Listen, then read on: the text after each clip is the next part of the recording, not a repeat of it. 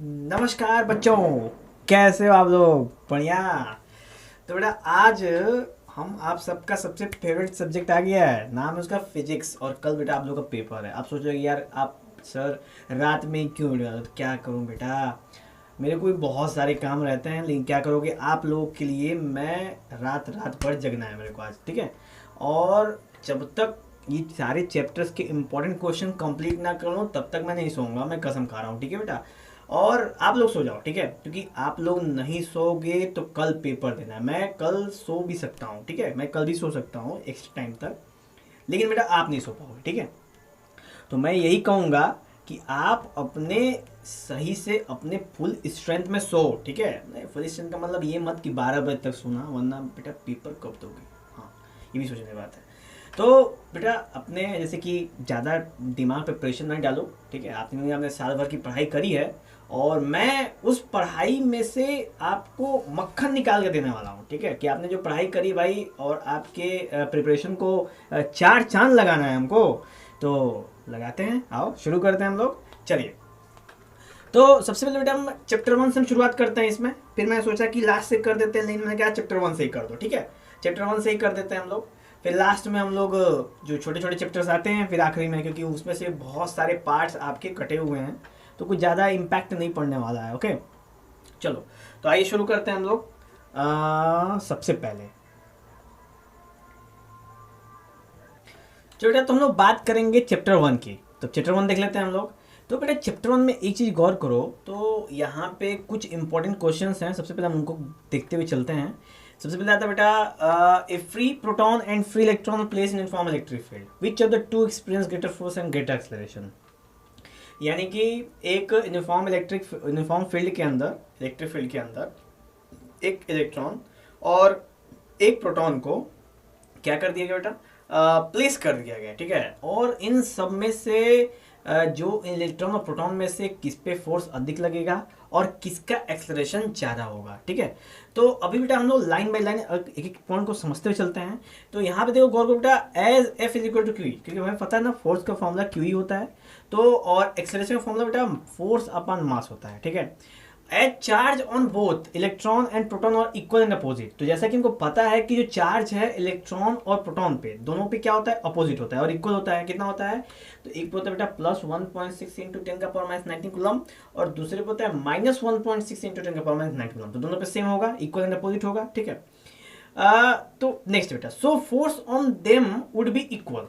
अब दोनों पे जो फोर्स होगा वो तो इक्वल लगेगा, but as mass of proton is more. अब जैसा कि हमें पता है कि भैया प्रोटॉन का मास इलेक्ट्रॉन से अधिक होता है, इस वजह से इलेक्ट्रॉन की एक्सेलरेशन क्या होगी बेटा, ज़्यादा होगी। क्यों?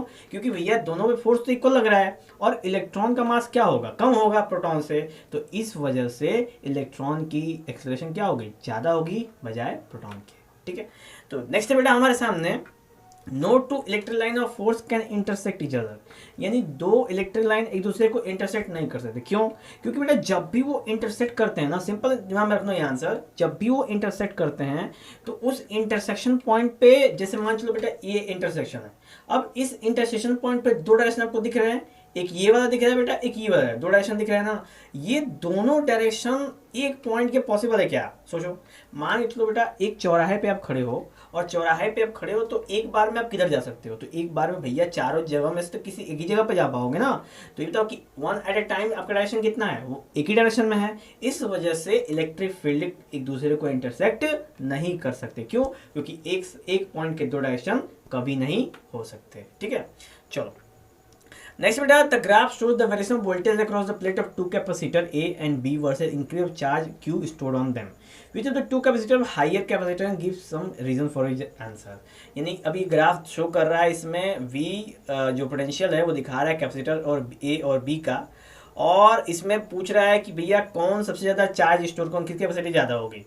देख लो बेटा, इसमें एक कैपेसिटर का ग्राफ है, ये बी का ग्राफ है, ठीक है। और देखो कि जो ए में पोटेंशियल के मुकाबले चार्ज की वैल्यू क्या है, ज़्यादा है। देखो चार्ज ग्रेडेशन एक्सिस पे ना, तो चार्ज की पोटेंशियल ज़्यादा है, चार्ज का चार्ज स्टोरेज कैपेसिटी ज़्यादा है। और हमें पता है कि जो कैपेसिटेंस होता है वो पोटेंशियल पे डिपेंड करता है। देखो बेटा जो कैपेसिटेंस होता है वो पोटेंशियल पे इनवर्सली डिपेंड करता है। देखो C = Q V होता है। तो C is inversely proportional to V। अब भी अगर बढ़ाओगे तो कैपेसिटेंस क्या होगा, घटेगा। तो अभी इस केस में देख लो, तो ये बताओ कि पोटेंशियल किसका ज़्यादा है, तो बी का पोटेंशियल ज़्यादा है, इसलिए इसके अंदर चार्ज क्या होगा, कम स्टोर होगा, ठीक। और ए का पोटेंशियल कम है, इस वजह से इसके अंदर चार्ज क्या होगा बेटा, ज़्यादा स्टोर होगा। तो इस केस में C A is greater than C B. Clear. Next बेटा, an electric dipole when held at 30 degree with respect to uniform electric field of 10 to the power 4 Newton per Coulomb experience torque of 9 into 10 to the power minus 26 Newton meter. Calculate the dipole moment of the given dipole moment of the dipole। यानी कि आपको dipole moment निकालना है। Formula क्या बेटा, formula है कि आप देख लो थीटा दिया हुआ बेटा 30 डिग्री। सबसे पहले जानते हो क्या होता है ना, कभी भी फिजिक्स का न्यूमेरिकल होता है, चाहे आप बायोलॉजी से हो चाहे आप मैथ डिपार्टमेंट से हो, तरीका एक ही होता है कि अगर फिजिक्स का न्यूमेरिकल आया, सबसे पहले आपको कंटेंट्स नोट करने पड़ते हैं कि इन क्वेश्चंस में क्या क्या गिवन है, ठीक। एक बार जब आपको गिवन पता चल जाएगा ना, तब जाके आपको पता करना है कि भैया इसमें अप्लाई क्या करना है। तो अब देखो ना, कैलकुलेट डायपोल मोमेंट पूछ रहा है आपसे, तो डायपोल मोमेंट का फॉर्मूला क्या होता है, डायपोल मोमेंट का फॉर्मूला होता है बेटा Q इंटू 2A, यानी कि जो चार्ज है वो और इंटू उनके बीच का डिस्टेंस।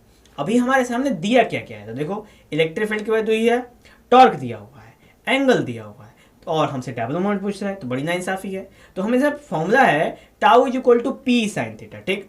तो थीटा दिया 30, टाउ दिया है, इलेक्ट्रिक फील्ड दिया है, हम यहाँ से क्या निकालेंगे बेटा, पी निकाल लेंगे। तो हमारे पास एक और फॉर्मूला आ गया हमको डायपोल मोमेंट निकालने के लिए। तो एक फॉर्मूला तो था बेटा Q इंटू 2A, और दूसरा आ गया tau is equal to P sine theta, और तो पी की value tau upon E sine theta, simple. तो आपके सामने यहाँ पे वैल्यू कैलकुलेशन बेटा करना पड़ेगा, ठीक है। उसके लिए हम लोग कुछ नहीं कर सकते, मल्टीप्लाई डिवाइड प्लस माइनस तो आना ही चाहिए। अब ये मत कहना नहीं आ रहा है सर, ठीक है, हाँ वो तो आना ही पड़ेगा। नेक्स्ट है बेटा आपके सामने, explain the meaning of A statement electric charge of a body is quantized. अब इसका सीन क्या है, कहते हैं ना कि किसी भी बॉडी का जो किसी बॉडी के ऊपर चार्ज होता है वो क्वांटाइज होता है। अब सीन क्या है, तो एक सीन है ना बेटा कि जब भी चार्ज कहीं ट्रांसफर होता है ना, तो वो हमेशा इंटीग्रल मल्टीपल में होता है, यानी 1 2 3 4 10 15 50 100 150 200 ऐसे होता है। ऐसा नहीं होता है कि 2.25 3 3.15 1/2 ऐसे कभी ट्रांसफर नहीं होता है। इस वजह से हम कह सकते हैं कि electric charge of body is quantize, क्योंकि ये नियम बोलता है ना कि electric charge of a body is quantize, यानी क्वांटाइजेशन ऑफ चार्ज ये एक्सेप्टेबिलिटी होती है, ये फॉर्मूला है Q is equal two plus minus NE का, ठीक है। तो इसलिए हम कह सकते हैं इसको। नेक्स्ट बेटा हमारे सामने, why can one ignore quantisation electric charge while dealing with macroscopic, यानी कि हम मैक्रोस्कोपिक पार्टिकल को डील करने के लिए लार्ज स्केल पे हम कैसे इसको इग्नोर कर सकते हैं। तो देखो मैक्रोस्कोपी की बात करो तो उनके साइज काफ़ी बड़े होते हैं, तो चार्ज भी काफ़ी ह्यूज अमाउंट में होता है। तो इस केस में बेटा इलेक्ट्रिक जो चार्ज है वो no use on microscopic scale, यानी माइक्रोस्कोपिक स्केल पे ये वर्क नहीं कर पाता, ठीक है, क्योंकि उस केस में हम बहुत बड़े वाली बॉडी की बात करते हैं, और इस वाले केस में क्वांटाइजेशन वाली बात करते हैं हम स्मॉल बॉडी की बात करते हैं, यानी कि माइक्रो बॉडी की बात करते हैं। इस वजह से इसके अंदर क्लियरिटी होती है कि भैया हमेशा इंटरमीडिएट में जाएगा, और मैक्रोस्कोपिक में इसकी डिपेंडेंसी बिल्कुल नहीं होती। दिमाग में नोट करियो, ठीक है। क्या है भैया, जब ऑब्जेक्ट काफ़ी छोटा होगा तो इंटीग्रल मल्टीपल करेगा, और ऑब्जेक्ट काफ़ी बड़ा होगा तो वहाँ पे आपका क्वांटाइजेशन का नियम वर्क नहीं करता है, ठीक है। नेक्स्ट है बेटा हमारे सामने, when a glass rod is rubbed with silk cloth charge appear on both, a similar phenomenon observe with many other pairs of body, explain how this observation consistent with the law of conservation of charge. तो देखो एक चीज तो पहले clear है, conservation of charge तो है, कैसे, चार्ज कभी हम क्रिएट नहीं कर सकते, कभी डिस्ट्रॉय नहीं कर सकते, तो आखिर तो क्रिएट तो हुई ना जब रगड़ किया है। तो सीन ये हुआ बेटा कि ये चार्ज क्रिएट तभी होता है जब एक अधिक हो या दूसरे पे कम हो जाए, ठीक है। तो ऐसा कैसे होता है, मान चलो बेटा हमारे पास ये आपके सामने ये क्या कहते हैं बेटा, ये दो ऐसे बटखरे हैं, इस पे 10 ग्राम इस पे 10 ग्राम, तो दोनों बराबर हैं। अब इस पे से 1 ग्राम बढ़ा दिए, इसमें ग्राम कम गए, तो अपने आप ही इसे शिफ्ट हो जाएगा।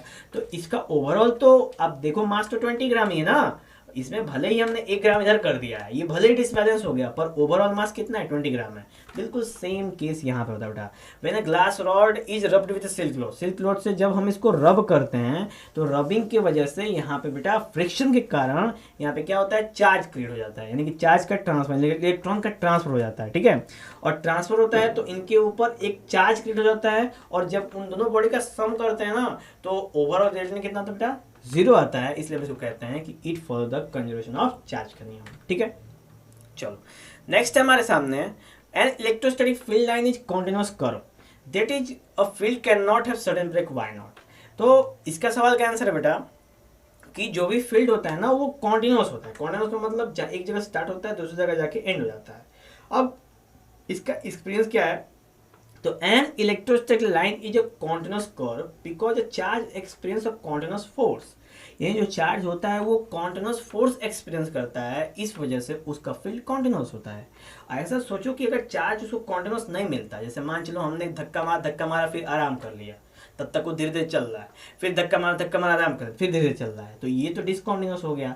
कॉन्टिन्यूस का मतलब कॉन्टिन्यूसली उसके ऊपर फोर्स अप्लाई हो रहा है इलेक्ट्रोस्टैटिक फील्ड के द्वारा, इस वजह से वो एक फील्ड का प्रिपरेशन करता है और उसमें कोई भी डिसकॉन्टिन्यूटी पॉइंट नहीं होती बेटा, ठीक है। और दूसरा बात, वो जब भी मूव करता है इलेक्ट्रिक फील्ड लिव करेगा, ठीक है, और वो जंप नहीं करता। चार्ज कभी जंप नहीं करता, ऐसा नहीं कि यहाँ है तो कूद के चला गया वहां पे, वहां है तो कूद के चला गया, ऐसा नहीं, कूदम कदम नहीं करता है वो, ठीक है।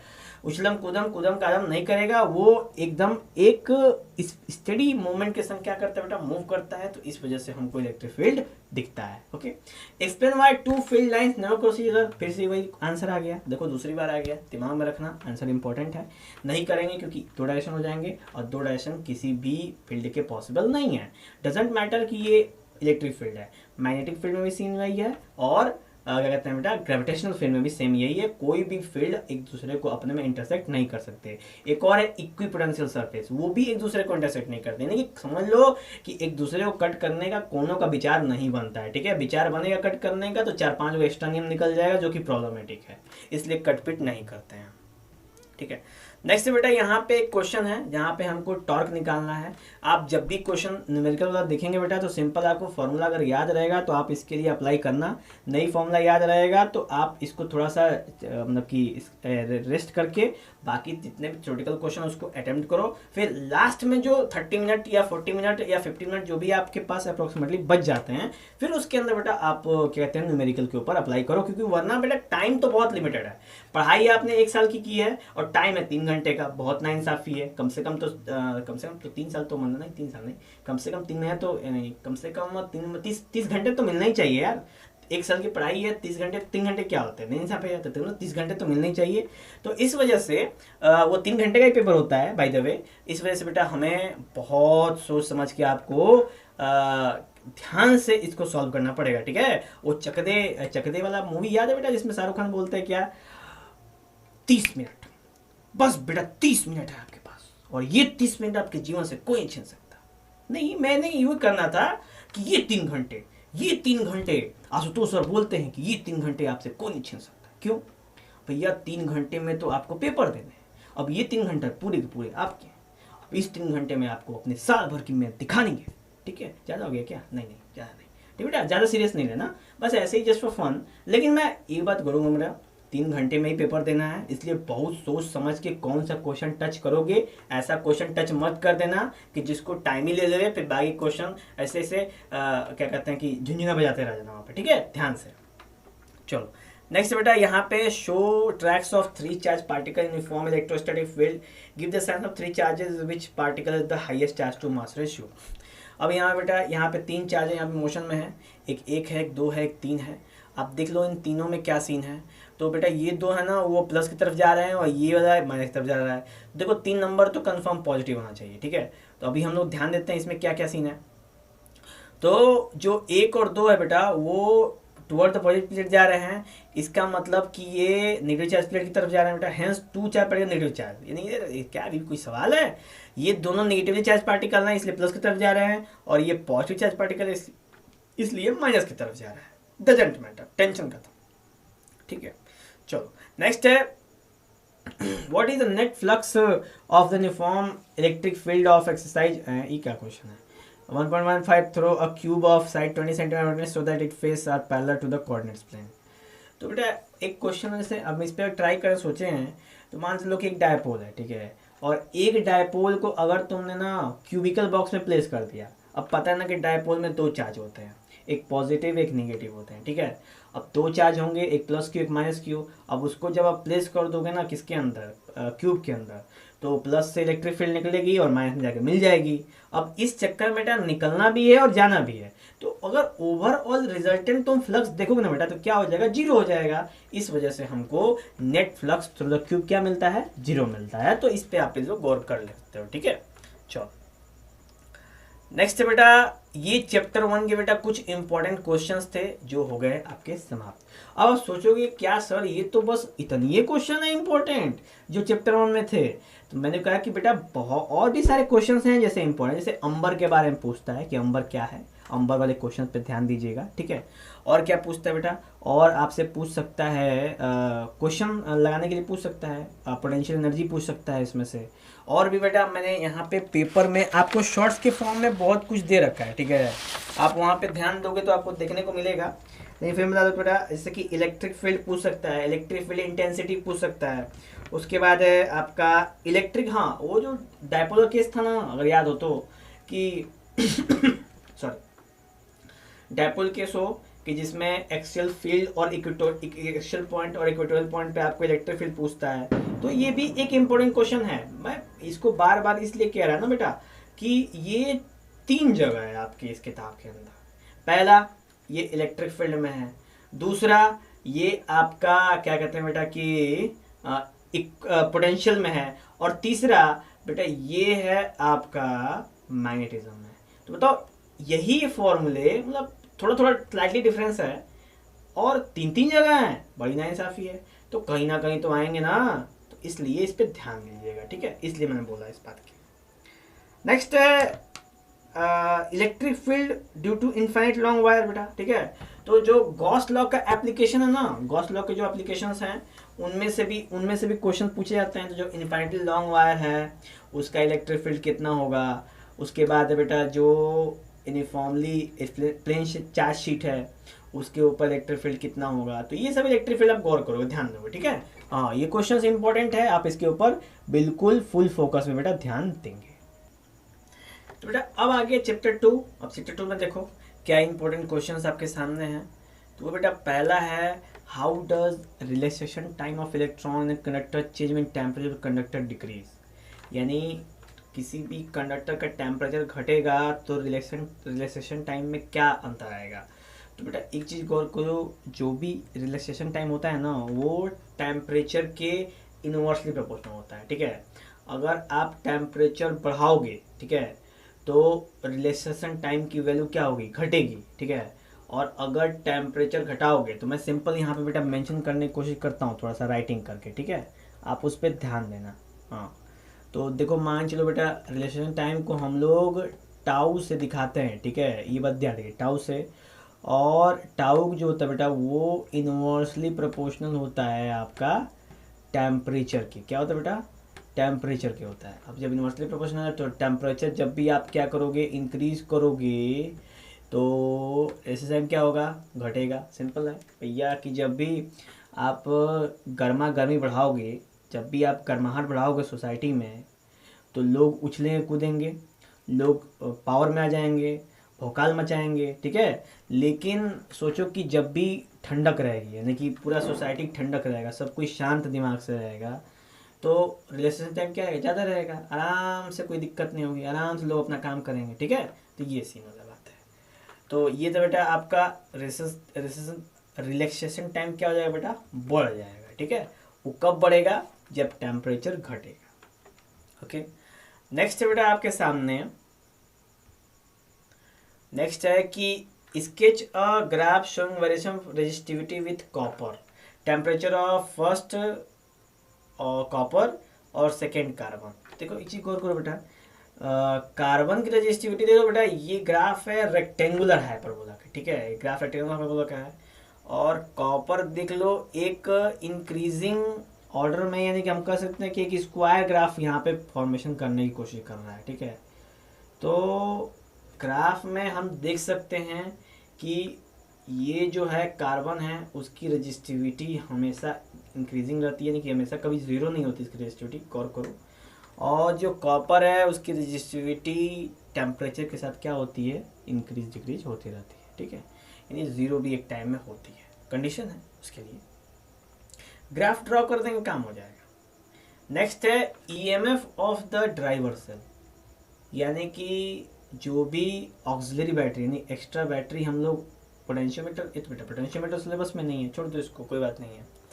नेक्स्ट है, ये भी बेटा रेजिस्टेंस में सिलेबस में नहीं है, इसको भी छोड़ दो। हाँ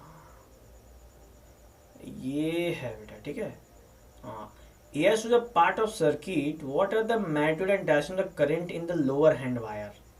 यानी कि बेटा ये आई वाले में क्या है, आई वाले में कितना करंट आएगा, तो आई में आएगा बेटा 8 एम्पियर। अब देखो कैसे आएगा, ये ध्यान दिया जाए, चलो देख लेते हैं हम लोग इसमें कैसे आएगा। तो देखो बेटा यहाँ से 2 एम्पियर जा रहा है, ठीक है। कुल मिला के इधर देखो, यहाँ से 4 एम्पियर आया, फिर यहाँ से 3 एम्पियर आया, फिर यहाँ से 2 एम्पियर आया, ठीक है। यानी कि 4 3 7 और 2 9 एम्पियर आया, ठीक, 9 एम्पियर आ गया। उसके बाद बेटा 9 एम्पियर के बाद यहाँ से 2 एम्पियर और 2 एम्पियर, 4 एम्पियर चला गया, ठीक है। अभी भी 5 एम्पियर बचा हुआ है, ठीक है। अब 5 एम्पियर बचा है, तो 5 एम्पियर इधर क्लियर डायरेक्शन में जाएगा, तो हमें लगा कि इसमें आके और अभी जुड़ना चाहिए, ठीक है, क्योंकि बाकी सब तो यहाँ पे आ रहे हैं सेंटर पे, और ये वाला एक एडिशनल है। तो अभी अगर हम लोग देखें, इसको गौर करें, तो अगर ये 3 आ रहा है बेटा, तो यहाँ से 3 निकल सकता है, ठीक है। 2 5 इधर से निकल सकता है, 5 एम्पियर तो क्लियर है। 8 एम्पियर कैसे बेटा, गड़बड़ है, ठीक है, ध्यान देना, ये गड़बड़ है। हाँ, यहाँ पे एक जंक्शन, अगर यहाँ की हम बात करो तो 4 गया, उसके बाद 2 गया, 6 और 3 9 गया बेटा यहाँ से, ठीक है। इसमें एक और अटैचमेंट है, अब इस अटैचमेंट को हम देखेंगे अभी। ये 4 से तो ये 4 गया दोनों तरफ, कोई दिक्कत नहीं, बचा ये वाला ग्राफ, ठीक है। ये सिंपल है यहाँ पे, तो 3 इधर आया, 2 इधर आया बेटा, ठीक है। यहाँ पे आके मैच कर गए दोनों, यहीं जुड़ गए, तो 3 2 5 एम्पियर। तो यहाँ पे कुछ ऐसा होगा जो इसको बैलेंस करे, ठीक है। हाँ, ज़्यादा इसमें भी टेंशन मत लो बेटा, छोड़ दो, ठीक है, कोई इशू नहीं है। नेक्स्ट है 2 वायर, हाँ 2 wire, one of copper and other of manganin have same resistance and equal length. यानी कि जो 2 वायर हैं उनमें से एक कॉपर दूसरा मैंगनीन है, और दोनों का रेजिस्टेंस सेम है और इक्वल लेंथ में है। तो विच वायर इज थिकर, कौन सा वायर थिकर होगा, तो जो मेरा मैंगनीन होगा उसका वायर थिकर होगा। यहाँ पे मैजिंग लिख दिया है, पर यहाँ पे मैंगनीन है बेटा। ऐसा क्यों, क्योंकि जो मैंगनीन है बेटा वो अलॉय है, ठीक है, ध्यान देना। और अलॉय है तो उसकी रेजिस्टिविटी हाई होगी, ठीक। अब रेजिस्टिविटी हाई है तो कॉपर से तो उसकी थिकनेस क्या होगी बेटा, हाई होगी। तो यहाँ पे आप एक रिलेशन देख लो बेटा, ठीक है। रेजिस्टिविटी का कंडीशन है कि अगर हम रेजिस्टिविटी का फॉर्मूला बात करें तो हमारे पास फॉर्मूला है ना, सिंपल, क्या है भैया, बोला है रो इज इक्वल टू, क्या है, रो is equal to R A, ठीक है, अपॉन एल। ये फॉर्मूला है बेटा रो का, रेजिस्टिविटी का। अब देखो ये रेजिस्टिविटी जो है और ये जो थिकनेस है, दोनों में कैसा रिलेशन है भाई, डायरेक्टली रिलेशन है, ठीक है। अब रेजिस्टेंस तो सेम है, तो रेजिस्टेंस को छोड़ दो, और लेंथ भी सेम है, तो रेजिस्टिविटी एरिया की क्या है, डायरेक्टली प्रोपोर्शनल है। तो अगर रेजिस्टिविटी भैया अलॉय की अधिक होती है तो उसका एरिया ऑफ थिकनेस भी क्या होगा, देखो, ठीक है। चलो नेक्स्ट है हमारे सामने, हम बात करते हैं, तो देख लेते हैं बेटा हम लोग। हाँ, you given 3 constantan wire, same question लग रहा है कि 3 को कॉन्स्टेंटिन का वायर है, पी क्यू आर, इसका लेंथ और क्रॉस सेक्शन एरिया दिया हुआ है, विच हैज हाई रेजिस्टेंस। तो सेम कंडीशन है कि कॉन्स्टेंटिन भी बेटा एक तरह का अलॉय है, और अलॉय है तो रेजिस्टिविटी हाई होगी। अब रेजिस्टिविटी हाई होगी तो यहाँ पे कंडीशन आप देख लो, ठीक है, क्योंकि क्या दिया हुआ है, एगो में लेंथ दिया, एगो में एरिया, एगो में लेंथ को डबल कर दिया और एरिया को आधा कर दिया है, और एगो में लेंथ को आधा कर दिया और एरिया को डबल कर दिया है, ठीक है। तो यहाँ पे Q has the highest resistance, यानी Q की रेजिस्टेंस क्या होगी बेटा, हाई होगी। क्यों, क्योंकि जो रेजिस्टेंस होता है बेटा, ठीक है, जो रेजिस्टेंस होता है, क्या कंडीशन, रेजिस्टेंस पूछा है ना, तो रेजिस्टेंस बेटा लेंथ पे कैसा डिपेंड करता है, लेंथ पे डायरेक्टली करता है, ठीक है। फॉर्मूला क्या है, रो इज इक्वल टू, फॉर्मूला देखो बेटा फिर से गौर करते हम लोग, तो देखो यहाँ पे देखिए बेटा R is equal to rho L by A, ठीक है। तो जो रेजिस्टेंस है वो लेंथ पे डायरेक्टली करेगा, तो रेजिस्टेंस तो ऐसे में बढ़ेगा, और एरिया में बेटा इनवर्सली करेगा। तो अगर एरिया घटेगा ना तो रेजिस्टेंस क्या हो जाएगा, बढ़ जाएगा।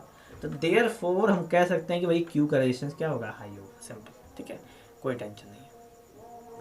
नेक्स्ट है बी आई ग्राफ है मेटेलिक वायर का, दो different temperature T1 and T2 पे शोन करते हैं फिगर में। Which of the two temperature high and why, कौन सा टेम्परेचर अधिक होगा, तो जो स्लोप ऑफ T1 है लार्ज है, ठीक है बेटा, और T1 represent high temperature as increase with temperature for the conductor. तो जो T1 है वो, यानी T1 का जो रेजिस्टेंस होगा बेटा वो टेम्परेचर का होगा, हाई होगा, क्योंकि उसका रेजिस्टेंस भी क्या है, हाई है, ठीक है। कंडीशन किसकी कंडीशन में, T2 की कंडीशन में। नेक्स्ट है आपका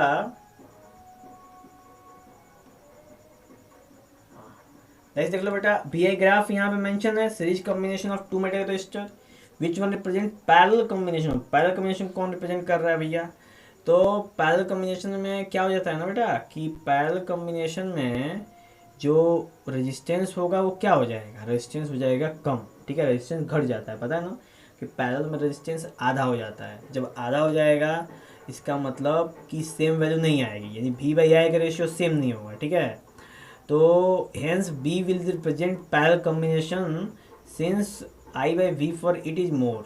तो I और V की वैल्यू B की ज़्यादा है, इसलिए हम कह सकते हैं बेटा कि रेजिस्टेंस होता है, that is resistance V by I is less, यानी कि V बाई आई का वैल्यू क्या हो जाएगा बेटा, लेस हो जाएगा, इसलिए hence B will represent parallel combination। तो B क्या है, पैरेलल कॉम्बिनेशन रिप्रेजेंट करता है, ठीक है। चलो नेक्स्ट बेटा, why is the potentiometer prefer to a voltmeter for measuring EMF of cell, यानी पोटेंशियोमीटर का प्रयोग क्यों करते हैं, तो भले ही सिलेबस में फिर भी जान लो, पोटेंशियोमीटर का प्रयोग इसलिए करते हैं बेटा कि वो बिना कोई करंट को ड्रॉन किए एकदम एक्यूरेट वोल्टेज क्या करता है, वो शो करता है, इसलिए इसका प्रयोग करते हैं, ठीक है।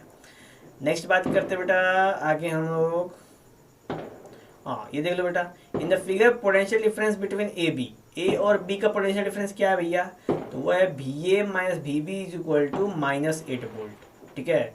तो VA और VB की वैल्यू डिफरेंस क्या होगी, -8 वोल्ट, ठीक है।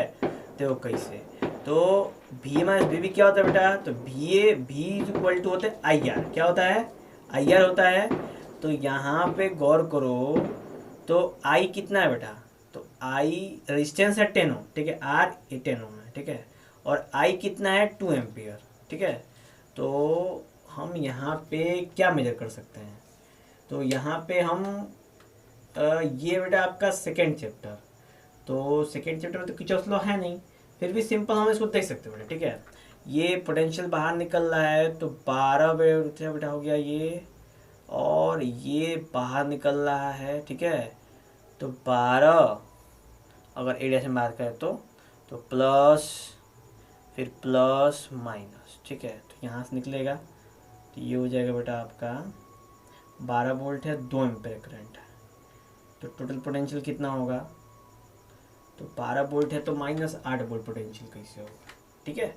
अभी देख लेते हैं हम बेटा इसको। तो बेटा यहाँ पे सीन है ना कि -8 वोल्ट कैसे आया, देख लेते हैं हम लोग। यहाँ पे सबसे पहले बेटा मैं यहाँ पे मेंशन कर देता हूँ, यहाँ पे आपको मैं दिखा देता हूँ यह। तो सबसे पहले हमें देखो यहाँ पे बैटरी का ये प्लस है, तो यहाँ पे आपका प्लस हो जाएगा, ठीक, और इधर हो जाएगा बेटा आपका ये हो जाएगा प्लस, यहाँ हो जाएगा, ठीक है बेटा, और यहाँ हो जाएगा माइनस, ठीक। और हमको स्टार्ट करना था, हम यहाँ स्टार्ट करेंगे, तो लेट कर लो बेटा VA, यहाँ से हमको VA पोटेंशियल से स्टार्ट करना है, तो VA, और बेटा उसके बाद सबसे पहले हमको भेट होगा माइनस से, तो ये हो जाएगा बेटा माइनस, और पता ना बेटा कि यहाँ पे पोटेंशियल का हम लोग करना है ना, तो V is equal to IR, formula आपको मालूम बेटा, V is equal to IR होता है ओम्स लॉ के अकॉर्डिंग, ठीक है।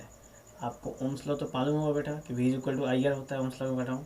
तो अब यहाँ पे बेटा हो जाएगा 10 दूना 20, कितना हो जाएगा बेटा, ये हो जाएगा 20 माइनस 20, ठीक।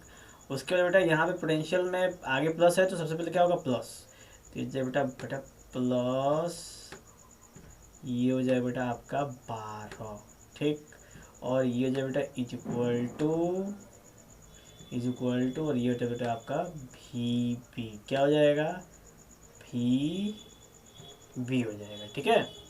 अब यहाँ पे हो जाएगा किस बेटा, कितना हो जाएगा, तो ये हो जाएगा V A minus V B, ठीक है बेटा, इज इक्वल टू ये बेटा -8 और ये हो जाएगा आपका 8 वोल्ट। कितना हो जाए बेटा, 8 वोल्ट, ठीक है। तो ये आ गया बेटा आपका।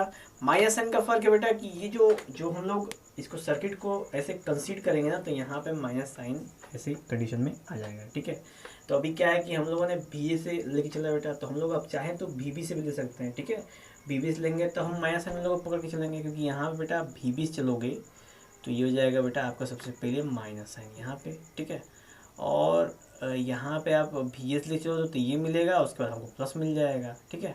और वी बी में चलेगा तो हमको ये मिल जाएगा बेटा, तो आखिरी में हमको वी ए माइनस मिल जाएगा। तो सेम मैंने कि क्या है ना कि थोड़ा सा आपका साइन कंपोजिशन में कोई थोड़ा डिफरेंस हो सकता है, लेकिन बाकी आपको जो सेटअप है वो यहाँ पे बेटा देखने को मिलेगा। यानी कि जो आपका डायरेक्शन की बात करें प्लस हम पोटेंशियल डिफरेंस की बात करें, तो पोटेंशियल डिफरेंस मतलब बेटा होता है मैग्नीट्यूड, तो मैग्नीट्यूड की हम बात करेंगे, ठीक है। मैग्नीट्यूड आप देख सकते हो, ओके। चलिए आगे देखते हैं बेटा। ये कंप्लीट हुआ, आपको समझ में आया होगा जहाँ तक हमें उम्मीद है। चलो नेक्स्ट हम लोग बात करेंगे बेटा, हम लोग यहाँ पे आगे हाँ आगे बेटा हम लोग चर्चा करेंगे।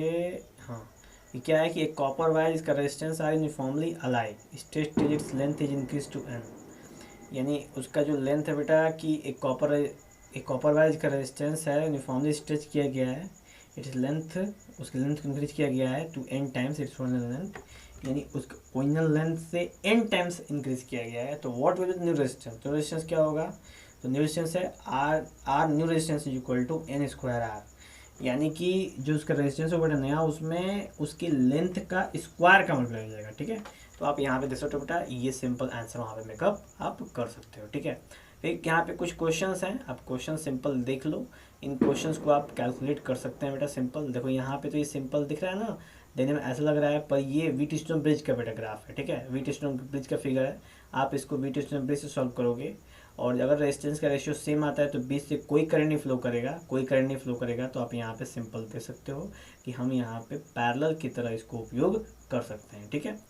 नेक्स्ट बेटा, what is the largest voltage can safely B put across resistance marked 196 ओम 1 वाट। यानी कि हमें रेजिस्टेंस और पावर दे दिया है, फॉर्मूला बेटा power is equal to V square by R, ठीक है। जहाँ पे V square is equal to P R हो जाएगा, और P दिया हो बेटा 1 वाट और R दिया 196, तो V की वैल्यू क्या हो जाएगी 14 वोल्ट। यानी कि जो भी पोटेंशियल होगा बेटा, जो लार्जेस्ट पोटेंशियल होगी वो होगी 14 वोल्ट की, ठीक है।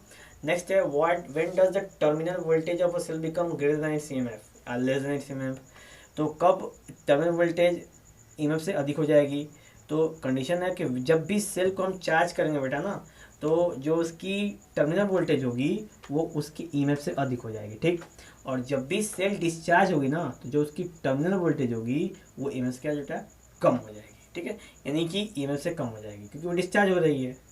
नेक्स्ट है, एक कार बैटरी है 12 वोल्ट की, 8 dry cells of 1.5 volt connected series also give 12 volt but such a connection not used to start अगर वाई। तो बेटा कंडीशन है कि जब भी 12 वोल्ट 1.5 वोल्ट की बैटरी को हमने सीरीज करके 12 वोल्ट बनाया, लेकिन उसका जो करंट है बेटा वो करंट सेम नहीं है, और हमें चाहिए करंट चाहिए बेटा, ठीक है। केवल पोटेंशियल से कार स्टार्ट नहीं होती है, पोटेंशियल के साथ साथ करंट का भी रेशियो हमें उतना ही चाहिए जिससे कार की स्टार्टअप हो, ठीक है।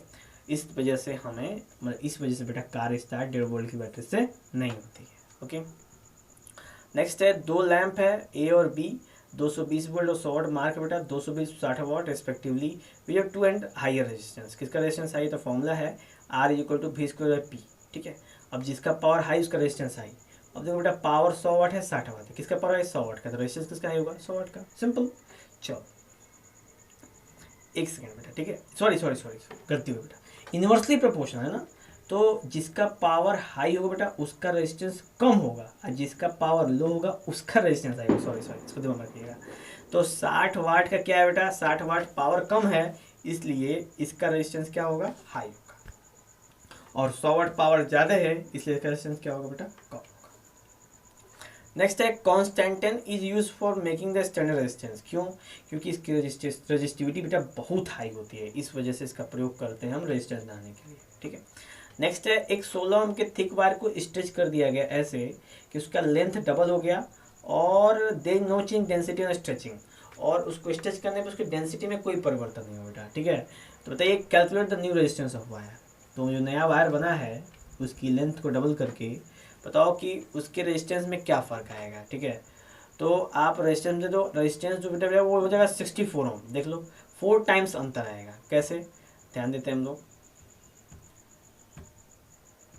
देखो बेटा क्या है, अभी क्या है, रेजिस्टेंस 16 ओम है। ठीक है। और उसका जो लेंथ है उसको डबल कर दिया गया है। ठीक है। तो हमें पता है ना कि जो किसी भी रेजिस्टेंस का जो लेंथ होता है उसके स्क्वायर पे डिपेंड करता है हमेशा। ठीक है। तो लेंथ को अगर डबल कर दिया गया है तो सबसे पहले रेजिस्टेंस कितना बेटा, 16 ओम है। ठीक है।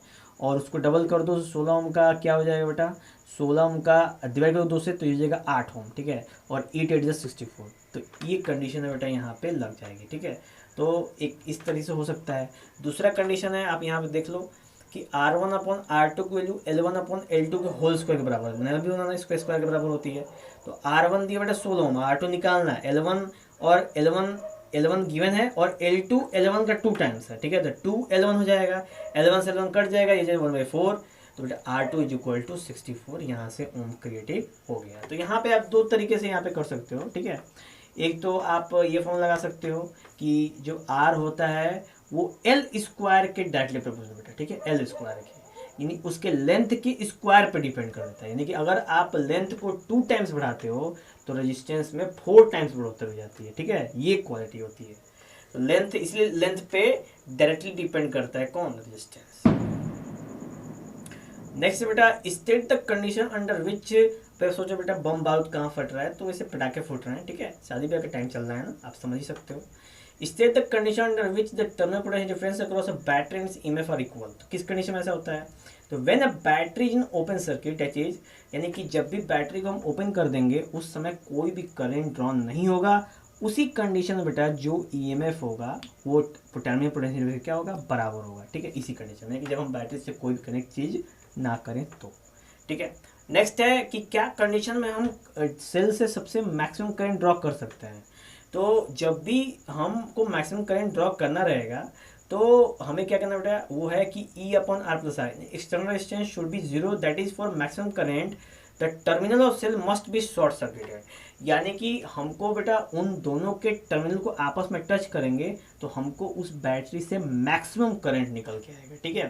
तो इसलिए अगर आपको पूछा कंडीशन है मैक्सिमम करंट किसी सेल से ड्रॉ करने का, तो आप कर दो बेटा कि उसके हम टर्मिनल क्या कर देंगे, शॉर्ट सर्किट कर देंगे, तो मैक्सिमम करंट आउटपुट होके आएगा। ठीक है। नेक्स्ट बेटा हमारे सामने on what factor does potential gradient potentiometer wire depend. तो पोटेंशियोमीटर कोई इक्वेशन नहीं है। नेक्स्ट बेटा same superconductor. Superconductor क्या होता है भाई, तो सुपर कंडक्टर एक ऐसा कॉन्सेप्ट है जिसके अंदर कोई भी कंडक्टर सुपर की तरह बिहेव कर सकता है, यानी जिसमें रजिस्टिविटी काफ़ी कम हो और रेजिस्टेंस 0 के बराबर हो। ठीक है। उसको हम सुपर कंडक्टर कॉन्सेप्ट कह सकते हैं। ठीक है। आप यहाँ पे ग्राफ से देख सकते हो क्लियर कि सुपर कंडक्टिविटी का क्या सीन यहाँ पे चल रहा है। ठीक है। नेक्स्ट है बेटा हमारे सामने the current through wire depend on time. इसमें छोड़ दो बेटा, इसमें कोई ज़्यादा इशू नहीं है, ये भी नहीं है, हाँ ये भी है। What current will flow through a 5 register. ठीक है। हाँ ठीक है। नेक्स्ट है बेटा, हाँ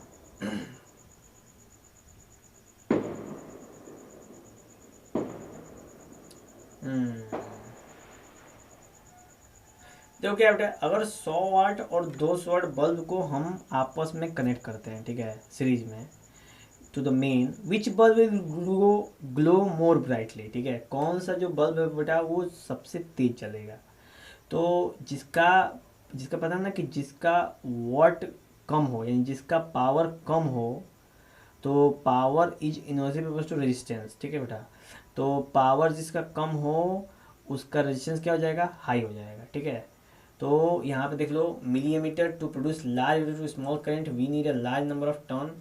ये क्या अलग सीन चल रहा है बेटा इसका। ठीक है, ये क्वेश्चन ही अलग कर दिया है, इसमें अलग क्वेश्चन पूछ के अलग आंसर छेप रहा है। फिर भी हम लोग उस पर चर्चा कर लेते हैं। यहाँ बेटा की कंडीशन है कि अभी हम लोगों ने क्वेश्चन करा है एक, यहाँ पे मैं आपको यहाँ पे लिख करके मेंशन कर देता हूँ। ठीक है, कि जो रेजिस्टेंस है, ठीक है, वो इन्वर्सली प्रोपोर्शनल है बेटा पावर के। किसके है भाई, पावर के है। ठीक है, अब सीन है कि 100 वाट का पावर 200 वाट से कम है। ठीक है, तो 100 वाट का पावर कम है, यानी पावर इज घट गया। ठीक है, तो रेजिस्टेंस क्या हो जाएगा बेटा, बढ़ जाएगा। ठीक, रेजिस्टेंस बढ़ जाएगा, तो जब रेजिस्टेंस बढ़ जाएगा तो सबसे ज़्यादा पोटेंशियल सीरीज में जो 100 वाट वाला बल्ब है वो लेगा। ठीक, जिसकी वजह से 100 वाट का बल्ब ज़्यादा ग्लो करेगा। ठीक है, इस वजह से बेटा हम लोग यहाँ पे कह सकते हैं कि 100 वाट का बल्ब मोर ब्राइटली ग्लो करेगा बजाय 200 वाट के बल्ब के। ठीक है, थोड़ा समझो, ये वेरिएशन है रेजिस्टेंस का और पावर का। ठीक है, पावर है, पावर कम होगा तो रेजिस्टेंस क्या हो जाएगा, बढ़ जाएगा। ठीक है, तो जब रेजिस्टेंस बढ़ेगा तो जो शुरुआत के बल्ब होंगे उनके पास पोटेंशियल ज़्यादा जाएगा, और उसके बाद धीरे धीरे पोटेंशियल क्या होता है बेटा, घटते जाएगा। तो दूसरे नंबर पर बल्ब है ना, उसको पोटेंशियल क्या मिलेगा, कम मिलेगा। ठीक है, जब कम मिलेगा तो जाहिर सी बात है भाई स्लो चलेगा। चलो नेक्स्ट बेटा हमारे सामने नेक्स्ट है बेटा हमारे सामने, मीटर ब्रिज तो है नहीं, इलेक्ट्रॉन भी नहीं है बेटा। ठीक है,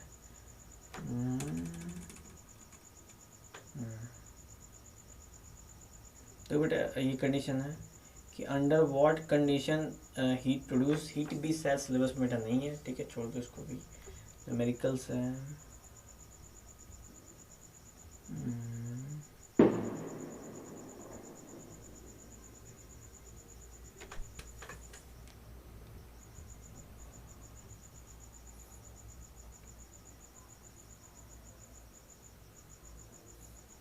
ठीक है, ये क्वेश्चन देख लो बेटा, इंपॉर्टेंट लग रहा है। ठीक है, 16 resistors each of resistance 16 ohm are connected in circuit shown, calculate the net resistance between A and B.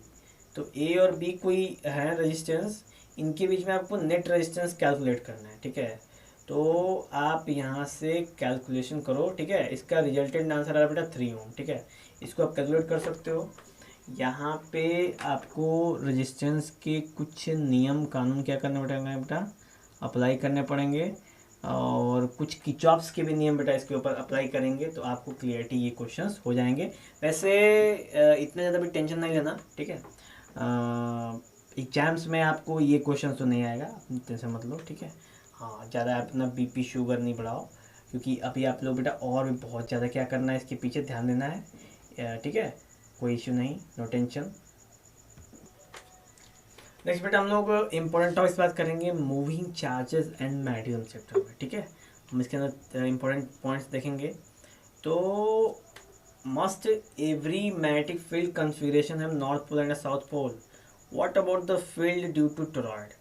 तो बेटा इसका आंसर है no, pole exist only when the source has some net magnetic moment, यानी poles तभी create होते हैं जब net magnetic moment निकले। ठीक है, और टोरॉइड के केस में कोई भी पोल नहीं होता है। ठीक है, the figure shows 2 wire 1 and 2, figure नहीं है फिर भी आप कोई टेंशन नहीं लेंगे। Point B through uniform magnetic field determine the force acting on each wire. तो बेटा सिंपल है कि जो टोरॉइड होता है, ठीक है, टोरॉइड होता है वो बिल्कुल ऐसे शेप में होता है। ठीक है, इस तरह से, इस तरीके से शेप में इसका फॉर्मेशन होता है टोरॉइड का।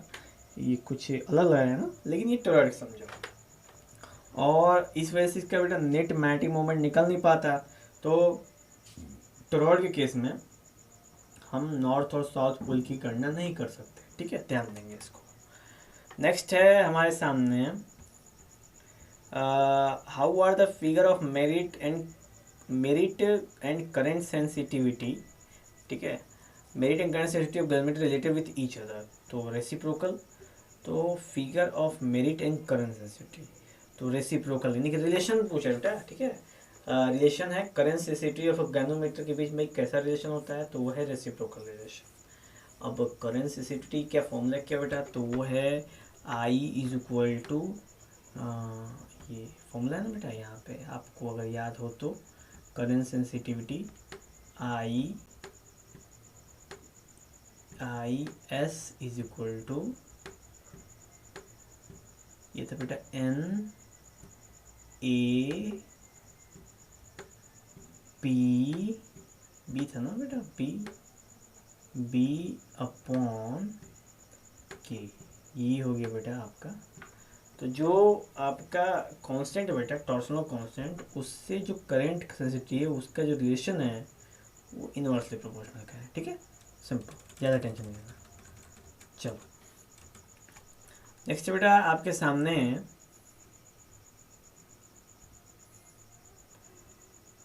How does angle of dip vary from equator to poles, यानी इक्वेटर पे जो एंगल ऑफ डिप होता है बेटा 0 डिग्री होता है और पोल्स पे होता है 90 डिग्री। ठीक है, दिमाग में रखिएगा।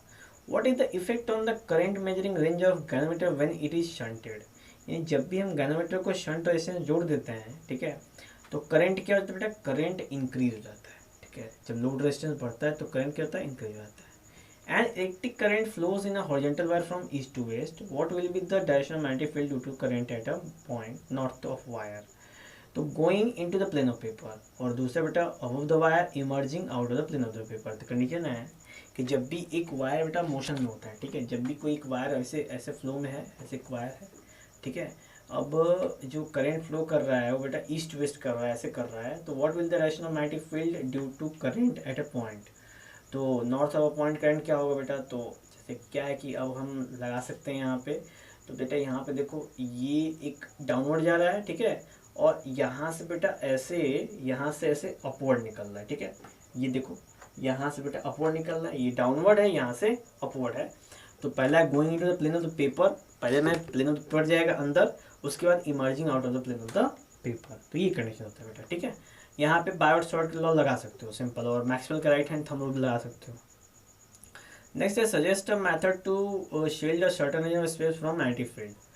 तो कैसे हम मैग्नेटिक फील्ड के कुछ रीजन को शील्ड कर सकते हैं, तो हम पुटिंग अ फेरोमैग्नेटिक केस, तो एक हम ऐसा केस बनाएं जो फेरोमैग्नेटिक का हो, तो हम उसको मैग्नेटिक फील्ड से क्या कर सकते हैं, प्रोटेक्ट कर सकते हैं, क्योंकि पता है ना लोहा लोहे काटता है, इसलिए मैग्नेट काटता है, तो ये सीन है। Why the core of moving coil generator is made of soft iron, तो सॉफ्ट आयरन का प्रयोग क्यों करते हैं भैया, तो सॉफ्ट आयरन का प्रयोग करते हैं जैसा जनरेटर वर्क करता है ईएमआई पे, इलेक्ट्रोमैग्नेटिक इंडक्शन पे, तो वो टिपिकल स्टेटर रोटर की तरह बिहेव करता है। ठीक है, यानी कि जैसे कि हम मोटर और जनरेटर की बात करते हैं तो ऐसे वर्क करता है। इस वजह से हम सॉफ्ट आयरन कोर का प्रयोग करते हैं कि इजीली इलेक्ट्रोमैग्नेट का फॉर्मेशन हो सके, और फिर वो अपने आप को लूज, अपनी मैग्नेटिक प्रॉपर्टी को लूज भी कर दे और हमारा काम भी उसमें हो जाए। ठीक है, नेक्स्ट बेटा where on the earth should is the vertical component of earth magnetic field 0, यानी अर्थ का जो वर्टिकल कंपोनेंट है मैग्नेटिक फील्ड का वो 0 कहाँ होता है भैया, तो वो होता है इक्वेटर पे। नेक्स्ट है if the current is pass by 1% moving galvanometer, यानी मूविंग गैनोमीटर में 1% करंट पास करोगे तो what will the percentage increase in deflection, deflection में क्या दिखेगा भाई 1%, ऐसा नहीं है, कोई टेंशन नहीं है, जितना दिखेगा जितना बढ़ेगा उतना ही दिखेगा डिफ्लेक्शन, ऐसा नहीं कि 1 बढ़ेगा 10 दिखेगा। ठीक है, next step assignment of pole strength, तो होता है एम्पियर मीटर, उसके बाद बेटा मैग्नेटिक डेवलपमेंट, तो होता है एम्पियर मीटर स्क्वायर। ठीक है, नेक्स्ट है हमारे सामने यहाँ पे बेटा लॉरेंज फोर्स का उपयोग किया है, तो लॉरेंज की फोर्स की फॉर्मूला होता है कि F is equal to Q V cross B, तो वहाँ पे आप लॉरेंज फोर्स की उपयोगिता कर सकते हो। नेक्स्ट है if a toroid uses bismuth as its core, यानी कि टोरॉइड को अगर बिस्मथ को कोर यूज किया जाएगा तो field in core be less और greater than when it is empty, तो bismuth is diamagnetic, hence the overmagnetic field be slightly less. तो बिस्मथ एक डायमैग्नेटिक है, और डायमैग्नेटिक क्या करता है बेटा, हमेशा मैग्नेटिक प्रॉपर्टी को अपने अंदर से अपोज करता है, तो इस वजह से इसकी मैग्नेटिक प्रॉपर्टी क्या होगी, ओवरऑल हमेशा कम होगी। ठीक है, नेक्स्ट बेटा electron beam projected along x axis experience the force due to a magnetic field along y axis. What is the direction of the magnetic field? यानी कोई इलेक्ट्रॉन है जो x एक्सिस प्रोजेक्ट किया गया है और वो एक्सपीरियंस कर रहा है force due to magnetic field on y axis पे, तो what is direction of magnetic field, तो वो है z एक्सिस पे, तो इसलिए वो एक्सपीरियंस कर रहा है। ठीक है, what is the principle of moving coil galvanometer, moving galvanometer principle क्या होता है, तो वो वर्क करता है बेटा current carrying coil plus in magnetic field. Magnetic field में करंट को कॉइलिंग को आप प्लेस करोगे तो उस पर टॉर्क लगेगा, उसी प्रिंसिपल पे मूविंग कॉइल बेटा क्या करता है, वर्क करता है। ठीक है, नेक्स्ट है what is direction of magnetic dipole movement, तो वो होता है बेटा साउथ टू नॉर्थ। ठीक है, south to north magnetic dipole movement का वो होता है बेटा कि वो डायरेक्शन होता है। ठीक है, what is angle of dip at place where vertical and horizontal component of earth field are equal, मतलब किस एंगल पे वर्टिकल और हॉरिजॉन्टल दोनों कंपोनेंट के एंगल क्या होते हैं, इक्वल होते हैं, तो वो है बेटा 45 डिग्री। ठीक है, is any work done on moving charge by magnetic field, no, as magnetic field is in a perpendicular direction, तो जो मैग्नेटिक फील्ड के परपेंडिकुलर डायरेक्शन में कुछ भी होगा तो cos 90 क्या होगा बेटा, 0 होगा, तो कोई भी वर्क डन वहां पे नहीं होगा। ठीक है, नेक्स्ट है हाँ देखो यहाँ पे शंट के बारे में पूछा है, तो नेट रेजिस्टेंस पूछा है, तो S is equal to I G upon I minus I G into G. तो आप यहाँ पे बेटा यहाँ पे वैल्यू कैलकुलेटर में दिया हुआ है, रेजिस्टेंस है 120 ओम, करेंट दिया 5 मिली एम्पियर, और एमीटर का रेंज है 0 से 5 एम्पियर। इसका यूज करके रेजिस्टेंस निकाला है, यहाँ पर रेजिस्टेंस का फॉर्मूला है। ठीक है, आप रेजिस्टेंस का फॉर्मूला याद कर लेंगे, S is equal to I G upon I minus I G into capital C. ठीक है, और वैल्यू पुट करोगे आपको आंसर बिल्कुल मिल जाएगा। ठीक है, अब देखो बेटा नेक्स्ट है, यहाँ पे देखो तो यहाँ पे मैग्नेटिक फील्ड फ्रंट पे है और जो एरिया वेक्टर है वो पीछे तरफ जा रहा है, तो 180 डिग्री एंटी पैरेलल बन रहा है, और यहाँ पे मैग्नेटिक फील्ड एक डायरेक्शन में है, तो यहाँ पे बेटा 90 डिग्री बन रहा है, तो यहाँ पे cos 90 होगा 0, और यहाँ बेटा होगा cos 180 माइनस 1, तो यहाँ पे देखो यहाँ पे बेटा पोटेंशियल एनर्जी क्या है, माइनस एम बी। ठीक है, और यहाँ पे क्या है 0, तो कोई पोटेंशियल एनर्जी नहीं होगा, मतलब कि होगा मतलब कि 0 होगा बेटा, कांस्टेंट कह सकते हो। ठीक है, कांस्टेंट पोटेंशियल एनर्जी होगा। नेक्स्ट है बेटा which of the two ammeter of millimeter has an high resistance and why, तो जो मिली एमीटर है बेटा उसका रेजिस्टेंस हाई होगा, क्यों, क्योंकि उसकी सेंसिटिविटी क्या होगी बेटा, ज़्यादा होगी, और जिसकी सेंसिटिविटी ज़्यादा होती है ना उसका रेजिस्टेंस क्या होता है बेटा, हाई होता है। ठीक है, नेक्स्ट है mention two properties of soft iron due to which it prefer magnetic electromagnet, तो एक होता है लो रिटेंटिविटी और दूसरा होता है हाई परमेबिलिटी, तो इन दोनों की वजह से हम क्या करते हैं, इसको इलेक्ट्रोमैग्नेट की तरह उपयोग करते हैं। ठीक है, नेक्स्ट है बेटा हमारे सामने तो बेटा what is magnetic field outside and inside the wire at a point R distance for from the axis of a wire. ठीक है, तो ये वाला क्वेश्चन बेटा पेपर में एग्जाम में पूछ सकता है, आप इसके डेरिवेशंस पे दिमाग में ध्यान रखेंगे। ठीक है, चलो नेक्स्ट है बेटा आपके सामने वही क्वेश्चन फिर से, angle equator angle of tip, same question ask कर रहा है बार बार, तो आप इस पर ध्यान देंगे। एक ही क्वेश्चन बार बार पूछने का तात्पर्य क्या है, जरूर कुछ ना कुछ बात है। ठीक है, नेक्स्ट बेटा आपके सामने जो इम्पोर्टेंट क्वेश्चंस हैं, आप बेटा इसको पढ़ते चलना। ठीक है, मैंने जो इम्पोर्टेंट लग रहे हैं वो इम्पोर्टेंट मैं आपको बता रहा हूँ, बाकी इसमें जो इम्पोर्टेंट नहीं है आप उसको कभी सरसरी निगाहों से देख लो, कोई दिक्कत नहीं है, आ गया तो बहुत बढ़िया, नहीं आ गया तो और बढ़िया। ठीक है,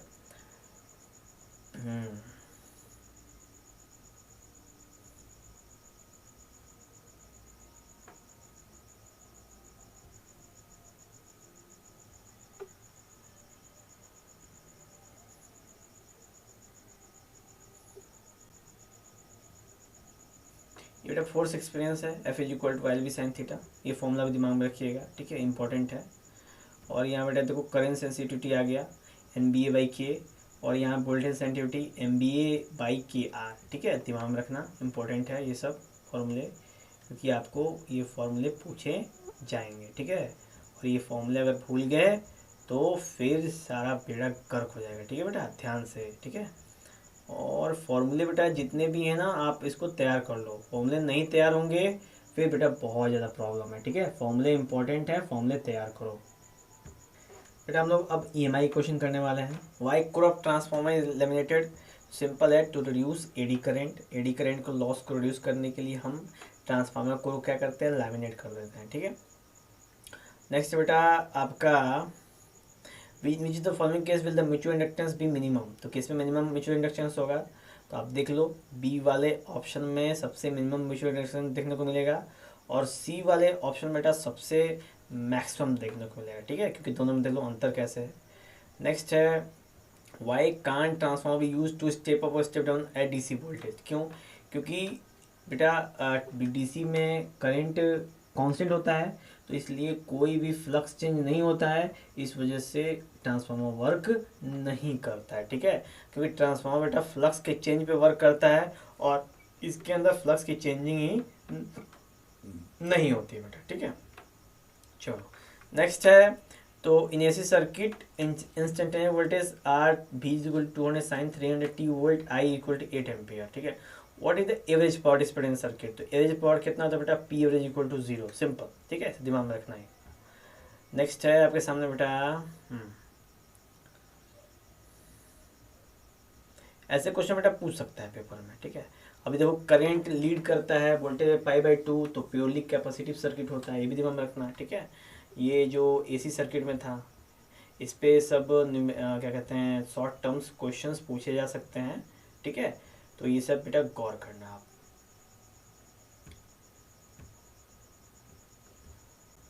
नेक्स्ट बेटा आप देख लो यहाँ पे कि 12 wire of equal length are connected in the form of skeleton of a cube which is moving with the velocity v in the direction of magnetic field. Find the EMF in each arm of the cube. EMF in each branch will be 0. ठीक है, क्योंकि formula क्या होता है भाई, तो formula होता है कि मैग्नेटिक फील्ड के डायरेक्शन में मूवमेंट हो रहा है और वेलोसिटी भी उसी डायरेक्शन में है। ठीक है, तो यहाँ पे बेटा फॉर्मूला है F is equal to ILB sine theta, पता है ना, F is equal to ILB sine theta, और यहाँ पे बेटा हो जाएगा ILB। ठीक है, तो L और B में रिलेशन साइन थीटा है और दोनों का एंगल, दोनों का डायरेक्शन सेम है, तो थीटा इज इक्वल टू 0 हो जाएगा बेटा। तो यहाँ पे नेट फोर्स कितना हो जाएगा, 0 हो जाएगा। जब नेट फोर्स 0 हो जाएगा, ठीक है, ILB साइन थीटा, और यहाँ पे बेटा एक और फॉर्मूला है BLB साइन थीटा। ठीक है, तो ये हाँ VBL साइन थीटा भी है एक। ठीक है, वहाँ पे भी आप देख लो यहाँ पे पोटेंशियल का, तो VBL कॉस थीटा। आप फोर्स की बात करो बेटा, सिंपल है, फोर्स की बात करोगे तो हर एक ब्रांच में कितना होगा, 0 हमें देखने को मिलेगा जब हमको साइन 0 वैल्यू मिलेगी उसमें। ठीक है, नेक्स्ट है आप देख लो इसमें, why do we prefer carbon brush than copper in AC generator, यानी कि हम कार्बन ब्रश क्यों प्रेफर करते हैं कॉपर की जगह पे एसी जनरेटर में, तो क्यों बेटा कि होता है यूँ कि जो कार्बन होता है वो कोरोजन फ्री होता है। ठीक है, और वो हीट करने पे बहुत ज़्यादा एक्सपेंड नहीं करता है, लेकिन जो कॉपर हीट होगा तो बहुत ज़्यादा एक्सपेंड कर जाएगा और बहुत ज़्यादा उसमें दिक्कतों का सामना होगा, फिर बार बार मोटर पकड़ेगा और छोड़ेगा, जनरेटर एक बार चालू होगा फिर बंद होगा, फिर चालू होगा फिर बंद होगा, क्योंकि जब कॉपर फैल जाएगा तो बंद हो जाएगा, फिर कॉपर आ जाएगा तो फिर सही हो जाएगा। ठीक है, तो इस पर डिपेंडेंसी है। नेक्स्ट बेटा, what are the value of capacitor inductor reactance in DC circuit, DC circuit में कैपेसिटर रिएक्टेंस कितना होता है, इन्फिनिटी होता है, और इंडक्टर रिएक्टेंस होता है बेटा 0। ठीक है, क्योंकि कैपेसिटर डीसी के लिए वर्क नहीं करता है, it only work in AC. ठीक है, चलो नेक्स्ट है आपका बेटा, यहाँ पे देख लो, a wire moves with some speed perpendicular to magnetic field, why is EMF induced across the rod, तो लॉरेंज फोर्स क्या बोलता है, F इज इक्वल टू क्या बोलता है बेटा, F is equal to Q V cross B, यहाँ तक, यानी कि यहाँ पे देख लो बेटा कि force is equal to charge into velocity into magnetic field. ठीक है, क्यू भी क्रॉस बी, तो क्यू भी क्रॉस बी का मतलब क्यू भी साइन थीटा, यानी बेटा जो ऊपर अभी क्वेश्चन था ना वहाँ पे पोटेंशियल वेलोसिटी वाले में, आप वहाँ पे भी लगा सकते हो क्यू भी साइन थीटा, दोनों डायरेक्शन सेम है, इस वजह से थीटा 0, तो साइन 0 की वैल्यू 0, यहाँ पे काम खत्म। यहाँ पे लॉरेंज फोर्स है, लॉरेंज फोर्स इनके बीच में क्या हो रहा है बेटा, डेवलप हो रहा है। ठीक है, नेक्स्ट है नेक्स्ट बेटा आप देख लो अंदर और कुछ है, ध्यान से डेरिवेशन देख लेना बेटा, इंपॉर्टेंट डेरिवेशंस हैं। ठीक है, डेरिवेशंस पे फोकस करिएगा।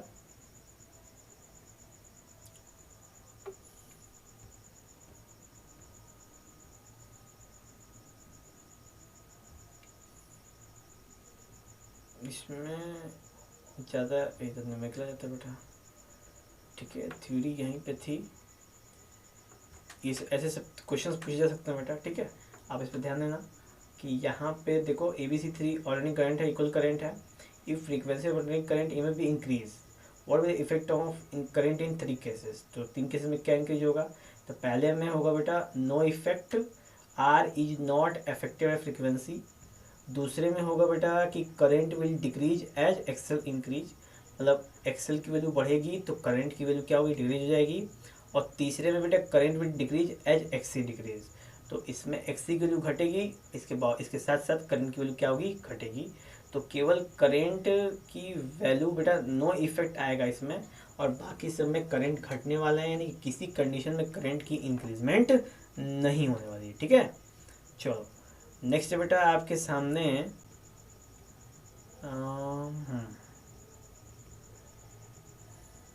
How does N capacitor behave in DC circuit after the steady state, explain answer. तो कैपेसिटर जैसे ऐसे अगर आपने डीसी में लगा दिया ना बेटा, तो डीसी में जैसे मैं आपको दिखा दूं अगर, तो डीसी में कैपेसिटर की कोई ज़्यादा सीन नहीं होता है। ठीक है, जैसे मान लो बेटा ये कैपेसिटर है, ये ऐसे, और यहाँ पे बेटा ये ऐसे, और उस केस में ना जो हमारा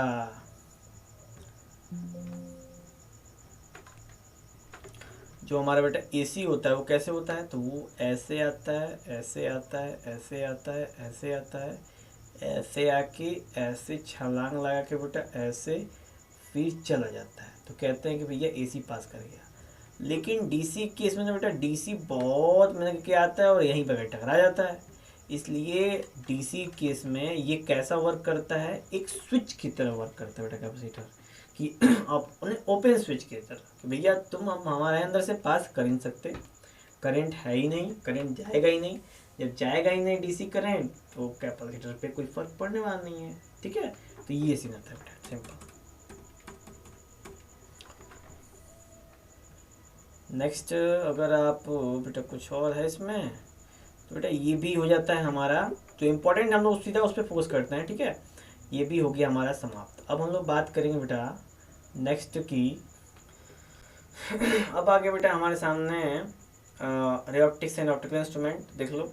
angle of reflection for ray of light find normally on mirror, zero, भाई कोई एंगल नहीं बनेगा रिफ्लेक्शन का, जिस एंगल पे आएगा उस एंगल पे क्या हो जाएगा, वो लौट जाएगा। ठीक है, नेक्स्ट है how does the dispersive glass prism change in dips in water, यानी कि जब भी हम ग्लास प्रिज्म को वाटर में डिप करेंगे तो डिस्पर्सिव और क्या हो जाएगा बेटा, इसका घट जाएगा। ठीक है, क्योंकि मीडियम में परिवर्तन है, रिफ्रैक्टिव इंडेक्स का डिफरेंस रहता है वहाँ पे। नेक्स्ट है लाइट, लाइट जो है बेटा वो, हाँ, जो लाइट बेटा अगर फॉल्स ग्लास टू एयर, ठीक है, ग्लास से एयर में जाती है यानी कि डेंसर से रेयर, तो find the angle of incidence for which angle of deviation 90 degree, तो जो क्रिटिकल एंगल बेटा होगा वो होगा 45 डिग्री, 45 डिग्री पे वो कितने डिग्री का एंगल देगी, 90 डिग्री का फॉर्मेशन करेगा, और वहीं पे बेटा TIR का केस बन जाता है। ठीक है, name the phenomena to which one can not see through fog, यानी कौन से फिनोमेना से फॉग से हम नहीं देख सकते, वो होता है स्कैटरिंग, जब लाइट जाती है फॉग उसको स्कैटर कर देता है, हमें आगे दिखता ही नहीं है। नेक्स्ट है what is the shape of fringe in young double slit experiment, तो डबल स्लिट एक्सपेरिमेंट जो फ्रिंजेस होते हैं बेटा उनका शेप कैसा होता है, तो होता है हाइपरबोलिक शेप। ठीक है, दिमाग में रखिएगा, ये क्वेश्चन पूछा जा सकता है, इंपॉर्टेंट है। नेक्स्ट है बेटा हमारे सामने कि same angle of incidence the angle of reflection 3 media ABC are 15, 25, 35 in which would be the velocity of light minimum, तो किस में सबसे लाइट मिनिमम होगा, तो बेटा 15 डिग्री में। ठीक है, 15 डिग्री में वेलोसिटी ऑफ लाइट क्या होगा, सबसे मिनिमम होगा, क्योंकि सबसे ज़्यादा डेंसर हो सकता है ये हो। नेक्स्ट है what is the phase difference between 2 point of cylindrical wave front, zero, cylindrical wave front में किसी भी 2 पॉइंट का फिर फेज डिफरेंस जीरो होता है, क्योंकि सबका फेज क्या होता है, सेम होता है। What is the power of plane glass plate, plane glass plate क्या पावर है, वो बेटा जीरो, कोई पावर नहीं होता है। ठीक है, नेक्स्ट है how does focal length change when red light incident replace by violet light, decreases, क्यों, क्योंकि भैया जो रेड लाइट है उसकी वेवलेंथ ज़्यादा होती है और वायलेट लाइट की वेवलेंथ क्या होती है, कम होती है, इस वजह से फोकल लेंथ में जब हम लेंस में चेंजिंग, लाइट की चेंजिंग करेंगे इसलिए उसकी वैल्यू क्या होगी बेटा, घट जाएगी। ठीक है, नेक्स्ट है myopic person refers to remove his spectacle while reading a book, why, because myopic person is short sighted, जो भी मायोपिक पर्सन होता है बेटा ना वो नज़दीकी किताबें पढ़, नज़दीकी चीज़ें देख पाता है पर दूर की वजह से बोर्ड की चीज़ें नहीं देख पाता, क्यों, तो इसलिए उसको नज़दीकी पढ़ने के लिए स्पेक्टिकल उतारना पड़ता है, किताबें पढ़ने के लिए स्पेक्टिकल की खास आवश्यकता नहीं पड़ती। जैसे मान लो कोई लड़का स्टूडेंट है क्लास में बैठा है, पीछे का बोर्ड अगर नहीं दिख रहा है तो बोल सकता है कि भैया हमको पीछे का सर बोर्ड नहीं दिख रहा है, इसका मतलब उसको मायोपिया हो गई है। ठीक है, अब मायोपिया होती है तो हमें ग्लास का उपयोग करना पड़ता है। ठीक है, और इसको सही करने के लिए हम कनकेव लेंस का प्रयोग करते हैं। ठीक है, सॉरी कॉन्वेक्स लेंस का प्रयोग करते हैं। ठीक है। तो इससे वैसे क्या होता है बेटा कि हम वो चीज़ें क्या कर पाते हैं कि इजीली देख पाते हैं। नेक्स्ट है लोअर वैसे बेटा मायोपिया क्वेश्चन तो नहीं पूछेगा, ठीक है, क्लास 12 में मायोपिया सिलेबस में नहीं है, डोंट टेक टेंशन। नेक्स्ट है लोअर हाफ ऑफ कंकी में black painted, what effect will have on the image of place in front of the mirror, ठीक है बेटा। तो अगर जो कंकेव मिरर को ब्लैक पेंट कर दिया गया तो उसकी इमेज की इंटेंसिटी में क्या फ़र्क पड़ेगा, तो जो intensity of the image will be reduce, क्या हो जाएगा, रिड्यूस हो जाएगा, but no change in size of the image, यानी कि इमेज के साइज पे कोई फर्क नहीं पड़ेगा, फर्क किस पे पड़ेगा, उसकी इंटेंसिटी पे, ठीक है।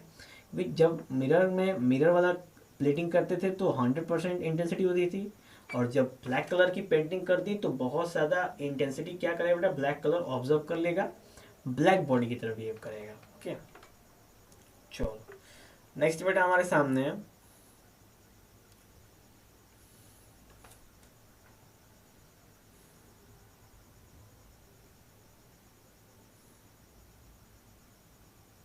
ये भी इंपॉर्टेंट क्वेश्चन है।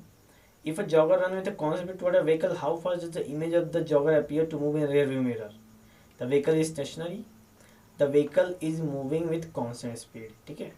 यानी कि जब पीछे से कोई दौड़ता हुआ आ रहा है उस केस में क्या है कि अगर गाड़ी रुकी हुई है तो उसमें स्पीड कैसा होगा, और गाड़ी अब चल रही है तो कौन से उसमें स्पीड कैसा होता है। Speed of jogger appears to increase substantially, jogger की स्पीड है वो लगभग धीरे धीरे जल्दी जल्दी बढ़ते हुए दिखेगी हमको, और jogger moving with a constant speed, ठीक है, विद अ कांस्टेंट, कुछ देर में जॉगर लगेगा कि कांस्टेंट स्पीड से मूव कर रहा है। Similar phenomena observe when vehicle in motion, और कुछ यही फिनोमेना हमको तब दिखेगा जब व्हीकल क्या हो, मोशन में हो, ठीक है। नेक्स्ट सेम है ऑप्टिकल डेंसिटी सेम है मास डेंसिटी। तो ऑप्टिकल डेंसिटी क्या होती है, ratio speed of light in two media का रेशियो होता है लाइट का, और मास डेंसिटी होता है बेटा कि मास पॉइंट वॉल्यूम, यानी कितना मास अवेलेबल है उसको मास डेंसिटी कहते हैं, ठीक है, दोनों में अंतर है। तो एक एग्जांपल ले लो, तो मास डेंसिटी टर्पेंटाइन वाली is less than that of water but it's optical density is high है। इन दोनों अलग अलग बातें हैं, मास डेंसिटी की होती वाली टर्पेंटाइन वाली की कम होती है, लेकिन ऑप्टिकल डेंसिटी क्या होती है, हाई होती है। दोनों सेम डिफरेंट बातें, सेम नहीं है, ठीक है। नेक्स्ट है when does plane mirror and convex mirror produce real image of object. तो प्लेन मिरर कब रियल इमेज प्रोड्यूस करता है, तो भाई प्लेन मिरर कब रियल इमेज प्रोड्यूस करता है, ठीक है। तो plane mirror and convex mirror produce real image when the object is virtual, जब ऑब्जेक्ट वर्चुअल होगा ना बेटा तब वो real image rays converging to behind mirror the mirror reflected two point on the screen.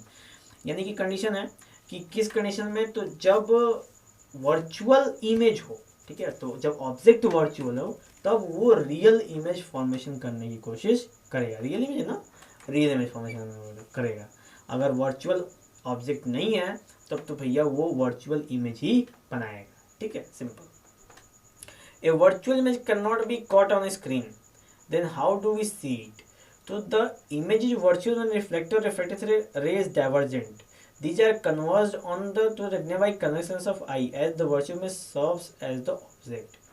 तो बेटा जो वर्चुअल इमेज होता है ना वो क्या होता है ना कि कन्वर्जेंट होता है, ठीक है, कन्वर्ज होकर रेटिना पे हमारे बन जाता है। इस वजह से हमको वर्चुअल जो भी इमेजेस होता है ना वो हमको असली में ऑब्जेक्ट की तरह दिखती है, ठीक है, क्योंकि उसको बनने के लिए कोई स्क्रीन की आवश्यकता नहीं पड़ती है।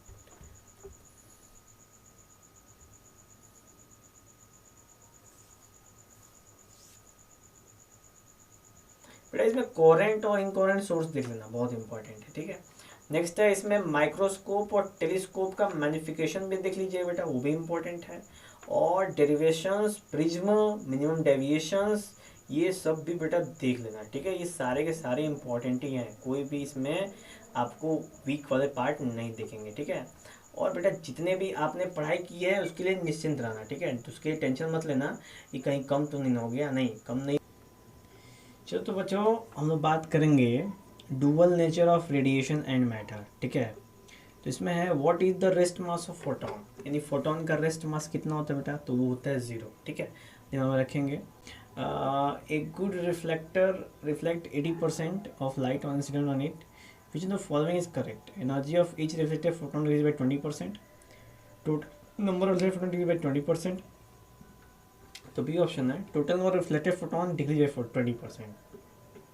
नेक्स्ट है वाई इन फोटो सेल, सिलेबस में नहीं बेटा। Name the phenomenon which shows quantum nature of electromagnetic radiation, वो है फोटोइलेक्ट्रिक इफेक्ट। नेक्स्ट बेटा more following is more effective for electron emission from the surface of sodium, तो बेटा ultra violet, ठीक है, मैक्सिमम फ्रीक्वेंसी होती है इसकी। नेक्स्ट है a metal emit photo electron when red light falls on it, will the metal emit photo electron when blue light falls on it, yes it will emit photoelectron because its frequency is greater than threshold frequency. Name any two phenomena which show the particle nature of radiation. बेटा particle nature कौन show करते हैं, तो एक है photoelectric, एक है Compton, ठीक है, कॉम्पटन के बारे में फ्यूचर में जानेंगे और केमिस्ट्री में भी है, ठीक है। नेक्स्ट बेटा आपके सामने a photoelectric cutoff voltage in certain photoelectric experiment 1.5 volt. What is the max kinetic energy of photoelectron volt? वो है 2.3 into 10⁻19 इलेक्ट्रॉन वोल्ट, ठीक है, इसको वैल्यू याद कर लीजिए, ठीक है। नेक्स्ट बेटा what factor determine the maximum velocity of photoelectron from a surface, A frequency of incidence radiation and work function of a surface, दो चीज़ों पर डिपेंड करता है, ठीक है। नेक्स्ट है वर्क फंक्शन क्या होता है, finite equal to H naught, उसका ग्राफ भी इंपॉर्टेंट है, ग्राफ भी देख लेना है, ठीक है। उसका डी ब्रोगली वेवलेंथ क्या है, तो डी वेवलेंथ है lambda equal to H upon M B, ठीक है। इससे इतना ज़्यादा भी एक्सप्लेनेशन कोई ज़्यादा इशू नहीं है बेटा, ठीक है। ये वाला रिलेशन भी आप ले सकते हो, lambda equal to H upon M B.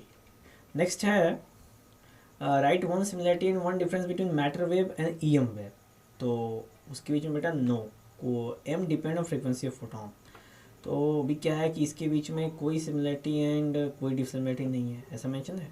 तो M is equal to E upon C square H nu upon C square, ये आपका सिमिलरिटी डिससिमिलरिटी, पर इसमें कोई मैटर नहीं है, ठीक है। नेक्स्ट है does a photon have a de Broglie wavelength, explain because electron lose their energy in collision.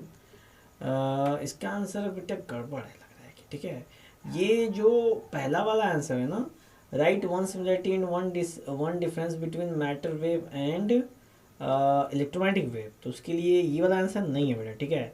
ये जो आप वन में आंसर देख रहे हो ये 2 नंबर वाले का आंसर है, ठीक है। और इसमें क्या है तो हम देख लेते हैं, because electron lose the energy in collision and energy different for different electrons, ठीक है। तो यहाँ पे इसके लिए ये आंसर नहीं है। अब यहाँ पे है कि one similarity one difference, matter wave and electromagnetic, E M wave बेटा चार्ज पार्टिकल्स हो सकते हैं, लेकिन मैटर वेव्स में कोई भी पार्टिकल चार्ज नहीं होते हैं, तो एक ये डिफरेंस हो गया। सिमिलरिटी क्या है कि दोनों वेव हैं। अब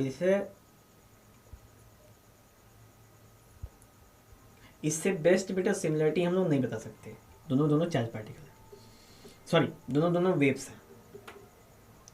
नेक्स्ट है बेटा आपके सामने, हाँ, how does the max K of emitted electron vary with increase in work function of metal, तो बेटा K max is equal to H nu might work function होता है, ठीक है, और K max decrease with increase in work function, तो work function बढ़ता है तो के मैक्स वैल्यू क्या होती है, ऑटोमेटिक क्या होती है, घट जाती है, ठीक है। तो डिपेंडेंसी है इसकी, उसके लिए कोई इशू नहीं है। नेक्स्ट है बेटा आपके सामने, बस ये भी समाप्त हो गया, ठीक है। नेक्स्ट हम लोग बात करेंगे बेटा अब, तो बेटा हम लोग अब आ जाते हैं इलेक्ट्रॉन डिवाइस पे, ठीक है। इलेक्ट्रॉन डिवाइस कुछ इंपॉर्टेंट क्वेश्चन देख लेते हैं हम लोग, वो है right the relation between number density of holes and number density of free electrons, तो जितने होल्स होते हैं ना उतने फ्री इलेक्ट्रॉन्स होते हैं इंटेंसिक सेमीकंडक्टर में, वो है एन इक्वल टू एन के बराबर, ठीक है।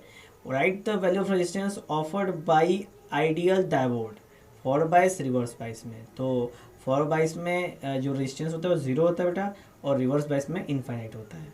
नेक्स्ट है L and C inductance and capacitance of tank circuit of oscillator, tank circuit का सिस्टम नहीं है, कोई टेंशन नहीं, फिर भी ये आप ये वाला फॉर्मूला याद रखना, F is equal to 1/2 pi root L C, ये वाला अगर याद हो बेटा तो frequency of resonant oscillation AC के अंदर था।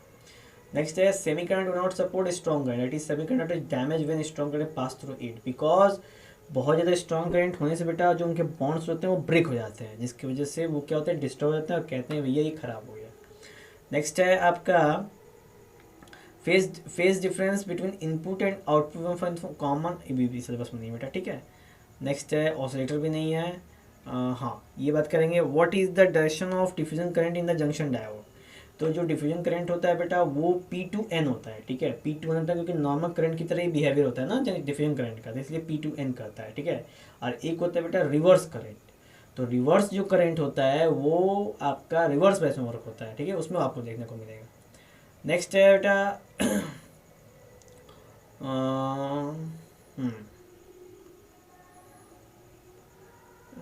देखो बेटा, हाँ, how does the energy given in semiconductor very when the doped with a pentavalent impurity. तो पेंटावैलेंट इम्प्योरिटी से क्या होता है कि जो एनर्जी गैप होता है वो डिक्रीज हो जाता है। जब एनर्जी गैप डिक्रीज होगा ना, तो जो इलेक्ट्रॉन्स हैं वो इजीली एक जगह से दूसरी जगह क्या कर सकते हैं, ट्रैवल कर सकते हैं।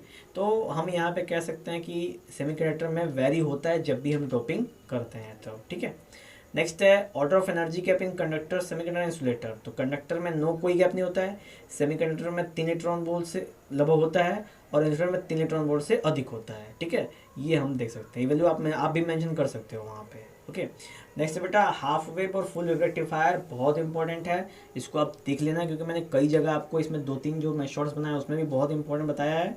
आप जो ना इंपॉर्टेंट एग्जाम में आने के बहुत ज़्यादा चांसेस हैं। ठीक है, नेक्स्ट बेटा हम लोग देखेंगे आगे। तो यहाँ देखो बेटा क्या है, तो इक्विवेलेंट रेजिस्टेंस निकालना है ना। तो 20, अभी देखो डायोड लगा है, तब इसका मतलब ये मत समझना कि डायोड लगा है तो कुछ असर हो जाएगा। ठीक है, डायोड लगा है तो भी इसका रेजिस्टेंस वही होगा जो होना चाहिए। वो कितना होगा, वो होगा बेटा 20-20 का 20-20 का 10 ओम। ठीक है, 20-20 को पैरेलल जोड़ोगे तो 10 ओम आ जाएगा उसकी वैल्यू। ठीक है, सिंपल है। और बीज हाई पोटेंशियल तो 20 ओम, बी भैया हाई पोटेंशियल 20 ओम पे कोई इशू नहीं है। ठीक है, नेक्स्ट है potential barrier of PN junction can not be measured by connecting a sensitive voltmeter across its terminal. Why? Because there is no free charge carrier depletion region. बेटा depletion region में कोई charge carrier नहीं होता है, इस वजह से हमको वहाँ का पोटेंशियल के बारे में जानकारी नहीं पड़ती है। ठीक है, नेक्स्ट है हाँ नहीं, ये भी नहीं बेटा, ये भी नहीं है, ट्रुथ टेबल की बात नहीं करेंगे हम लोग इसके अंदर। ट्रांजिस्टर भी नहीं है आप लोगों में, जीनर डायोड भी नहीं है। हाँ ये है बेटा, what is the value of knee voltage in germanium junction diode. तो वो होती है 0.2 वोल्ट। ठीक है, नी वोल्टेज होती है। और सिलिकॉन की होती है बेटा जंक्शन डायोड की होती है 0.7 वोल्ट। इसको वैल्यू को याद रखना बेटा, इंपॉर्टेंट है। ठीक है, गौर करना। Which of the input and output circuit of transistor has higher resistance and why. तो ट्रांजिस्टर नहीं है बेटा, ट्रांजिस्टर सिस्टम नहीं है, आप टेंशन मत लो।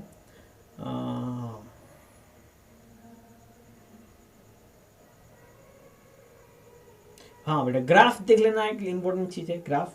ग्राफ मैंने बोला ना बेटा, ग्राफ इंपॉर्टेंट, मैंने समझा था ग्राफ के बारे में भी, कौन सा ग्राफ बनाना है।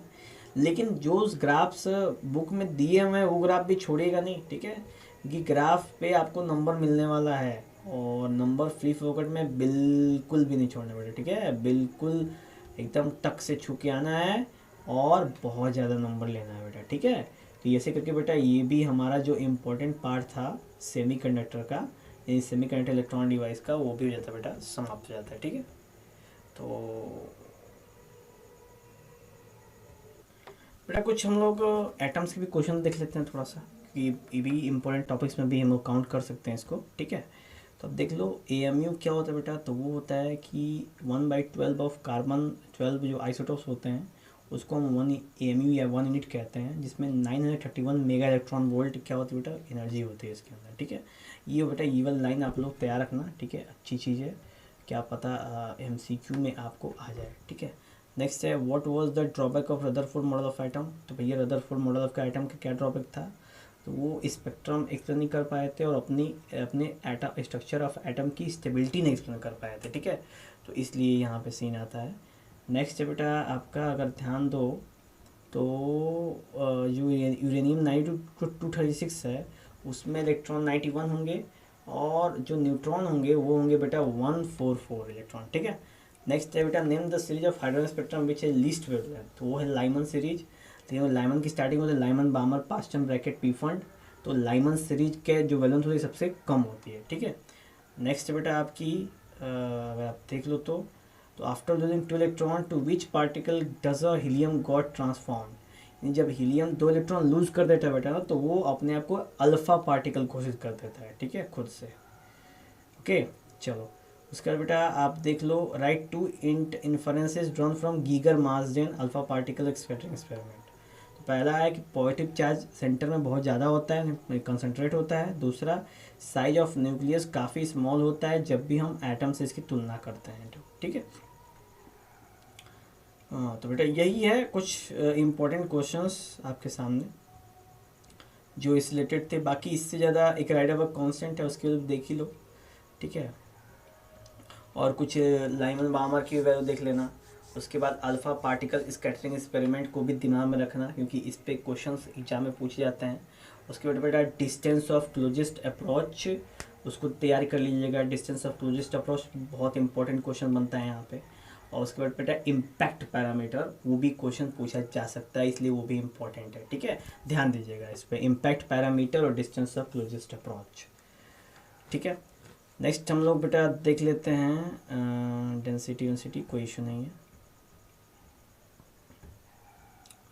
और बेटा न्यूक्लियर रिएक्शन, न्यूक्लियर फ्यूज़न, इस पर अगर ध्यान दें बेटा हम लोग, तो हम अगर आपको बताएं इसमें से थोड़ा सा, तो अभी अल्फा पार्टिकल स्कैटरिंग एक्सपेरिमेंट तो बेटा इंपॉर्टेंट है, और हाइड्रोजन एक्सपेरिमेंट लाइमन बामर पास्टम पीफॉन्ट ब्रैकेट, इसको भी देख लेना। रेक्टिफायर भी देख ही लेना बेटा, और पैराडायाफेरो, ये बेटा सब जो मैंने पॉइंट यहाँ पे अभी बेटा एक अपने यूट्यूब चैनल पे देखो, यहाँ देखो, हाँ यूट्यूब पे शॉर्ट्स के फॉर्म मैंने इसको अभी पोस्ट करा है। ठीक है, शॉर्ट्स में उसको बेटा पॉज करके और एक एक टॉपिक उसको कवर कर लेना। ठीक है, इंपॉर्टेंट है, क्योंकि भैया अगर आपने पढ़ा है और इनको नहीं पढ़ा तो बहुत दिक्कत है। ठीक है, बहुत ज़्यादा प्रॉब्लम होगी, तो इसलिए उस पर तनक्यों 1% भी रिस्क नहीं लेना। ठीक है, हाँ, तो बेटा ऐसे करके जो हमारा हो जाता है बेटा आपका सिलेबस, वो हो जाता है आपका मैक्सिमम जो इम्पोर्टेंट पॉइंट्स बेटा उसको हमने कवर किया है। इसमें और भी बहुत ज़्यादा पॉइंट्स हैं, लेकिन मैंने लगा कि बेटा कि जो इम्पोर्टेंट्स हैं आपको रिवीजन करने के लिए मैं उसको कवर करा देता हूँ, जो पेपर्स में आने के बहुत चांसेस है। प्लस जो स्क्रॉल किया बेटा, उस स्क्रॉल के बीच में अगर आप देख सकते हो तो वीडियो इसको देख लेना। ठीक है, बाकी सुनने के लिए ऑडियो में जितना मुझे लगता है बेटा कि इंपॉर्टेंट था मैंने आपको बताया, और आप भी खुद भी अगर चाहो तो बेटा इसको देख सकते हो। इस वीडियो को देखोगे, देखो दो तरह की बात है, देखोगे तो सुनोगे, देख के सुनोगे तो ज़्यादा कुछ देखने को मिलेगा उसमें, खाली सुनोगे तो जितना मैंने बताया उतना मिलेगा। ठीक है, तो बेटा ऐसे करके ये चीज़ खत्म हो जाती है। आपको बेटा बेस्ट विशेज़ है मेरे तरफ से, कीर्ति कुमेन एकेडमिक तरफ से, क्योंकि आप लोगों का फिजिक्स का पेपर है, आप ज़बरदस्त तैयारी आप लोगों ने की है। ठीक है, मैंने बोला था कि अभी मैं इसको पोस्ट करूँगा तो आपको ये मॉर्निंग में ही देख पाओ। ठीक है, क्योंकि अभी इस समय सोने का टाइम है, क्योंकि जिस समय हम लोग जगे हुए हैं चमगादड़ बने हुए हैं, आप लोग नींद लो अच्छी सी, ताकि सुबह बिल्कुल फ्रेश उठो और फ्रेश तैयारी करके आप एग्ज़ाम में जाके बैठो। ठीक है, और मस्त एग्ज़ाम करके आओ, और हमें ज़रूर कमेंट बॉक्स में बताओ कि सर पेपर बहुत बढ़िया गया है और बहुत सारे क्वेश्चंस आए हुए हैं। ठीक है, तो चलते बेटा, जय हिंद, मिलेंगे नेक्स्ट पेपर में, क्योंकि नेक्स्ट पेपर आप लोग का मैथमेटिक्स में बेटा, वहाँ पे भेटोगे आपसे। ठीक है, चलो।